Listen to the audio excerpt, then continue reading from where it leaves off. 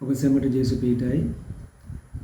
දෙවියන් වහන්සේව අදහන මිනිසෙකුට තිබිය යුතු වැදගත්ම ගුණාංගයක් තමයි දෙවියන් වහන්සේගේ හඬට සවන් දීම, හඬට කීකරු වීම. ඉතින් අපි අද බලන්න යනවා හැම මිනිසෙක්ම දෙවියන් වහන්සේට අපි හරි කැමැත්තෙන්ම සවන් දෙනවද?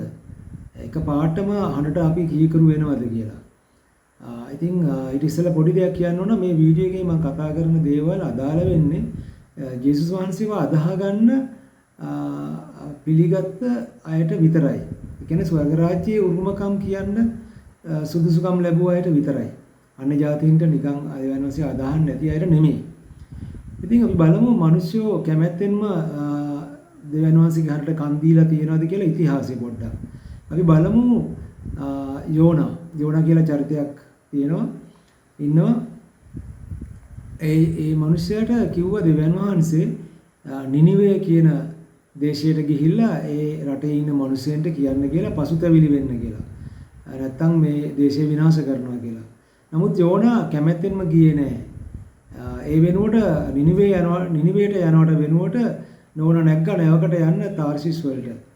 අන්තිමට දෙවියන් වහන්සේට සිද්ධ වුණා යෝනාව මාළුවෙක්ගේ බඩේ අරන් ගිහිල්ලා නිනිවේට ගිහිල්ලා බස්සන්න. ඊට පස්සේ තමයි ආයේ වැඩේ කරේ. අපි බලමු ඊළඟට මෝසෙස් ගැන. මෝසෙස්ට කිව්වා දෙවියන් වහන්සේ තෝරාගත්තා වූ සෙනගව මිශ්‍ර දේශයෙන් අරගෙන දෙවියන් වහන්සේ පොරොන්දු වුණා වූ දේශයට එක්කන් ගිහිල්ලා ඇරලන්න කියලා. මෝසෙස් නොයෙකුත් නිදහසට කරුණු කියලා අන්තිමට කිව්වා මේ අර මගේ සහෝදර ආරොන් ඉන්නවා. ආරොන්ට හොඳට කතා කරන්න පුළුවන්. එයාට කියන්න මොකද මට හොඳට කතා කරන්නත් බැහැ කියලා. ඒ විදිහට තමයි මග අරින්න හැදුවේ. ඊට පස්සේ අපි බලමු තව උදාහරණයක්. එක උදාහරණයක් සාවුල් කියලා රජ කෙනෙක්ව පත් කරා ඊශ්‍රායලේ. පළවෙනි රජුරුව ඊශ්‍රායලේ. සාවුල්ට කිව්වා සාවුල් ආලේප කරා සාමුවෙල් පළවෙනිම රජකමට. නමුත් ඊට පස්සේ දේශයේ මිනිසයන් අන්තිමට එයාව රජකමට පත් කරන්න යනකොට මිනිහා නැහැ මිසින්. මිනිසයා ගිහිල්ලා හැංගිලා හිටියා. අර එතන ඒ බඩු මුට්ටු ගොඩක් හස්සේ හැංගිලා ඉඳලා තමයි මිනිස්සු එක්කන් ඇවිල්ලා එයාව රජකමට පත් කරේ. ඉතින් කවුරුත් එකපාරටම කැමති වුණේ නැහැ. කැමති වෙන්නේ නැහැ. දෙවියන් වහන්සේ කියන දේ කරන්න හඬට කීකුරුුනේ නැහැ. නමුත් දෙවියන් වහන්සේ අතාරින්නෙත් නැහැ. මග අතාරින්නේ නැහැ. දෙවියන් වහන්සේ ඒ කාර්යය ඒ විදිහටම අනිවාර්යයෙන්ම කරනවා.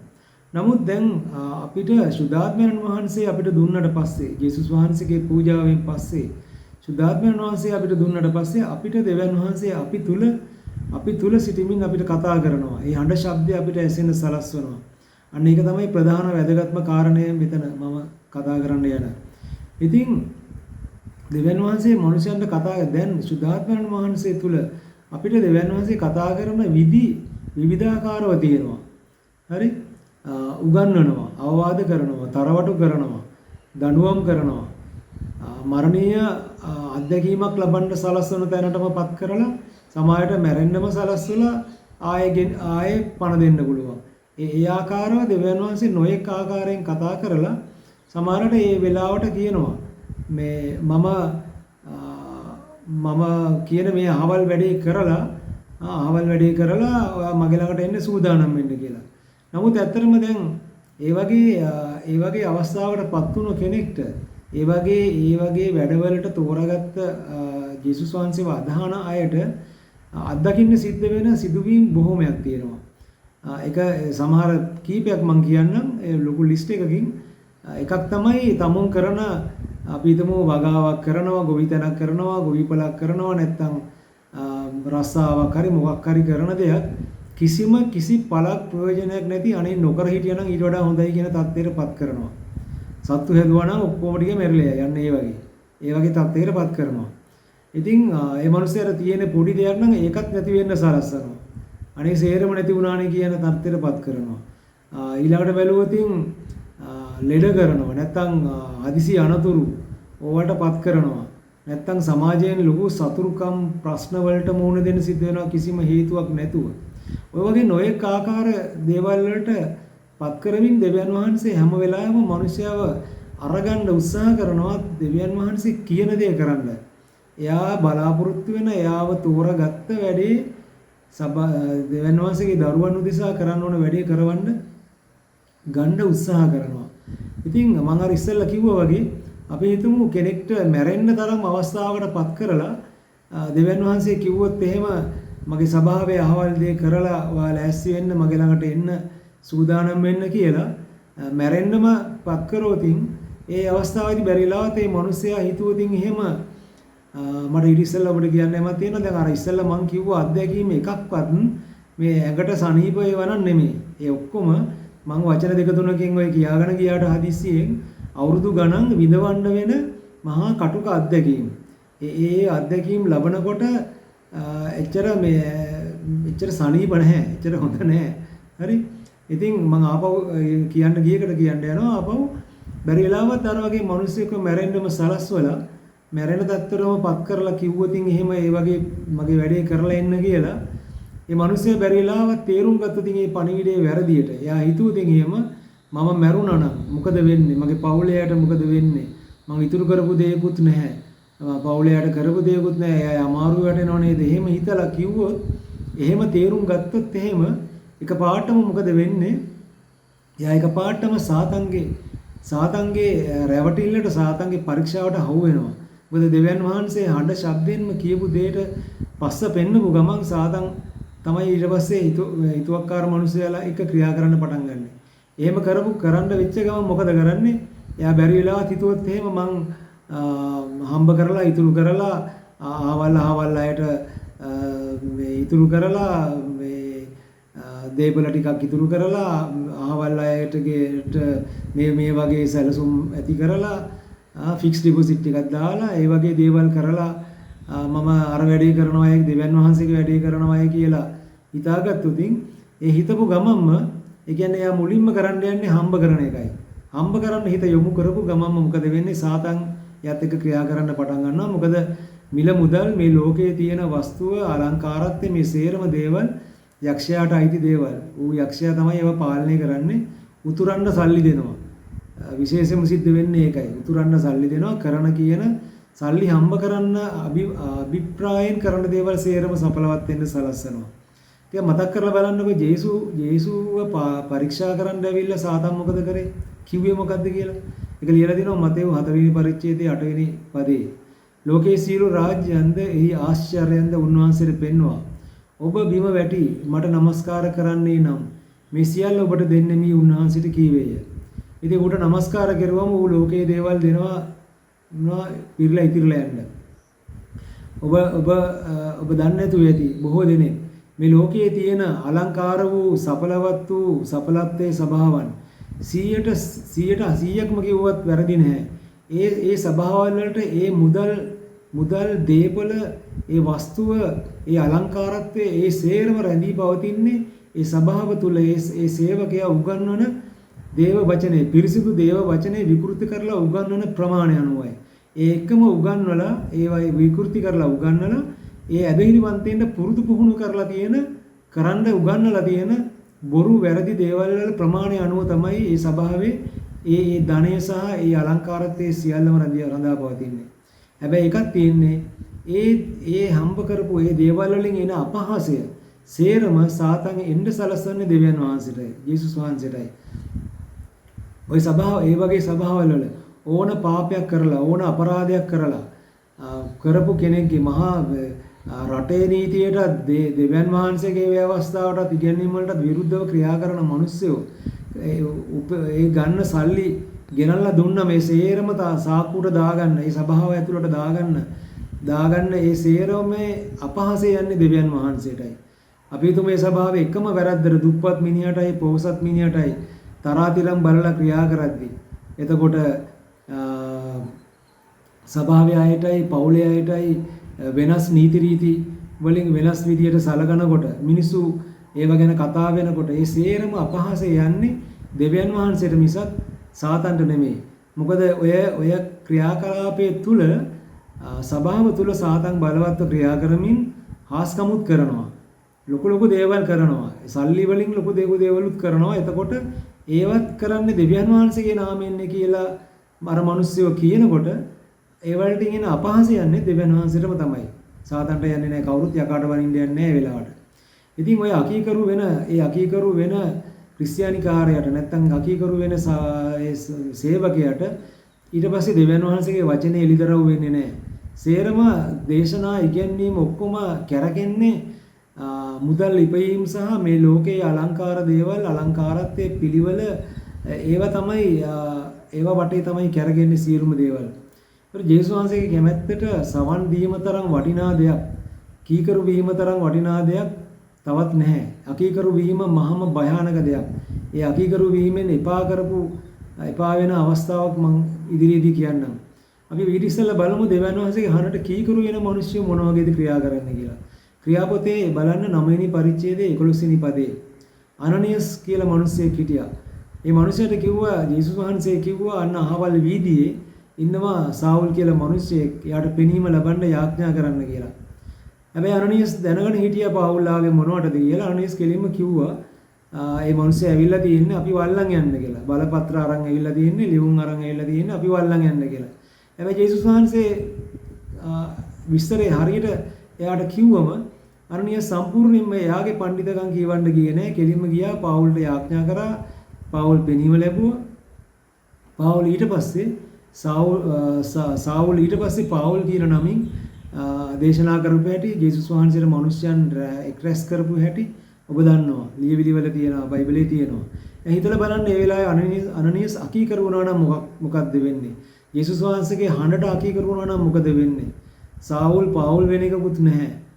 අපිට සුභාරංචිය කියන්නේ අන්‍ය ජාතීන්ට සුභාරංචිය එන එකත් මොනවා වේද දන්නේ නැහැ. නේද? ඒතර අනනියස්ගේ ගෝලකමට මොනවා වේද දන්නේ නැහැ. ජේසුස් වහන්සේ එපා කරපුවම. ඉතින් හරි ලොකුම ප්‍රශ්නයක් තමයි දෙවියන් වහන්සේගේ හඬට කීකරු වීම. අකීකරු වීම මහා භයානක දෙයක් කියලා මම ආයෙ කියනවා. ජේසුස් වහන්සේගේ හඬට කන් දෙන්නේ මේ විදියටයි. කීකරු වෙන්නේ මෙහෙමයි කියලා මම ඔබට පෙන්වලා දෙන්නම්. මෙන්න මේ වචනෙන්. යෙසායා 55 වෙනි පරිච්ඡේදයේ 8 වෙනි පදේ බලන්න. දෙවියන් වහන්සේ හරි පැහැදිලි ලෙස කිව්වා යෙසායා තුලින්. මාගේ යෝජනා නුඹලාගේ යෝජනා නොවේය. නුඹලාගේ මාර්ගද මාගේ මාර්ග නොවේය කියලා. ඊළඟ පදේ කියනවා අහස පොළොවට වඩා උස්ස තිබෙන්නාක් මෙන් මාගේ මාර්ග නුඹලාගේ මාර්ගවලටත් මාගේ යෝජනා නුඹලාගේ යෝජනාවලටත් වඩා උසස්ව තිබේ කියලා.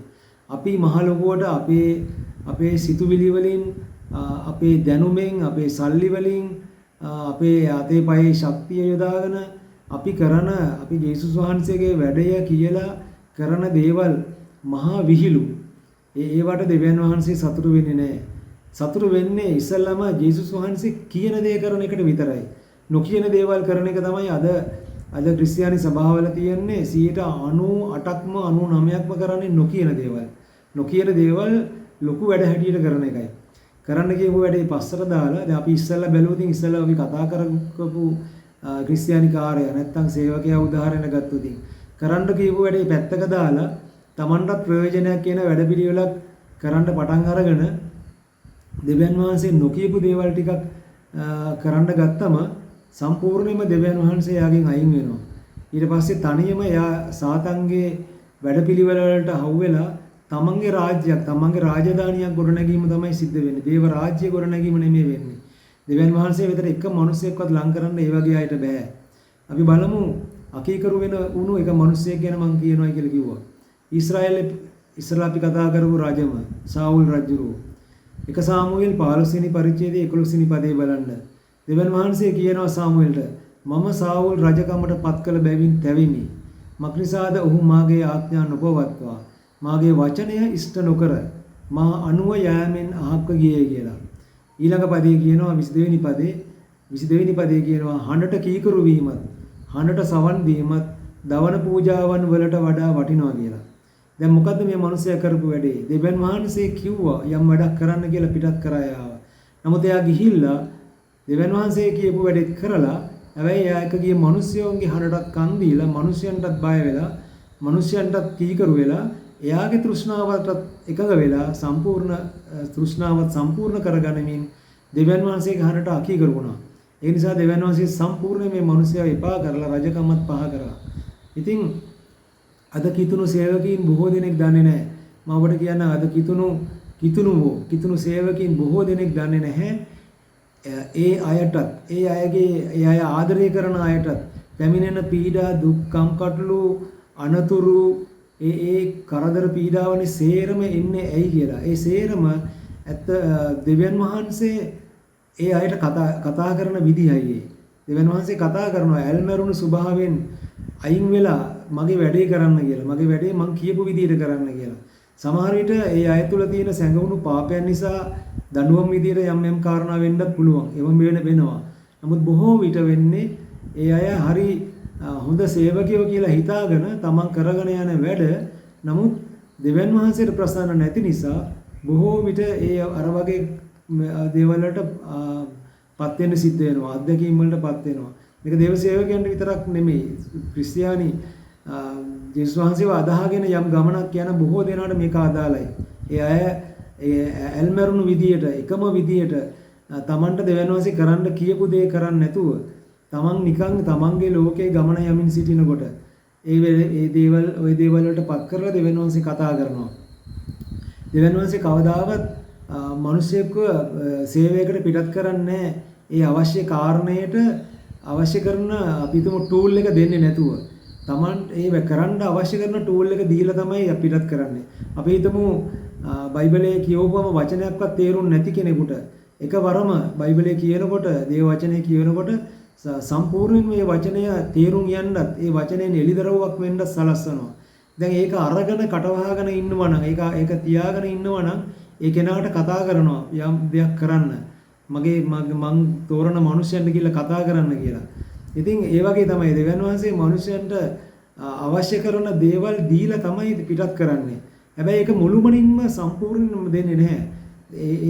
ඒක Tamanට ඒක මුලින්ම යම් ප්‍රමාණයක් දුන්නම Taman ක්‍රියාත්මක වෙනකොට ඒ හඬට කීකරු වෙලා හඬට එකඟ වෙලා Taman ක්‍රියාත්මක වෙනකොට දෙවියන් වහන්සේ ඊතුරු සම්පූර්ණ දේ දෙනවා. ඒ වැඩේ කරන්න. එහෙම තමයි දෙවියන් වහන්සේගේ හඬට කන් දීමේ ක්‍රියාවලිය ඒ විදිහටයි සිද්ධ වෙන්නේ. ඉතින් මම ඔබට අවසාන වශයෙන් නැවතත් කියනවා ජේසුස් වහන්සේව අදහන කෙනෙක් එයාගේ ජේසුස් වහන්සේගේ හඬට කන් දීමත් සවන් දීමත් කීකරු වීමත් ඊටාම වැදගත් දෙයක්. ඒ දේ නොකරන කෙනෙකුට අවසානයේ දක්වා ස්ථිරව සිටීමට ඒ කියන්නේ ජේසුස් වහන්සේව ප්‍රසන්න කරලා ජේසුස් වහන්සේ ළඟට යන්න සූදානම් වීමේ ලොකු බාධාවක් පවතිනවා. ලොකු බාධාවක් ඇති වෙනවා. ඒ නිසා මේක ජර්නි එකක්. මේක සම්පූර්ණ දිග ගමනක් කියලා හොඳට නිවැරදිව තේරුම් අරගෙන දවස් පතා ජේසුස් වහන්සේගේ හඬට කන් දෙමින් මේ ගමන යන්න ක්‍රියාත්මක වෙන්න කියලා මම ඔබට කියනවා. ඔබ සැමට ජේසු පිහිටයි.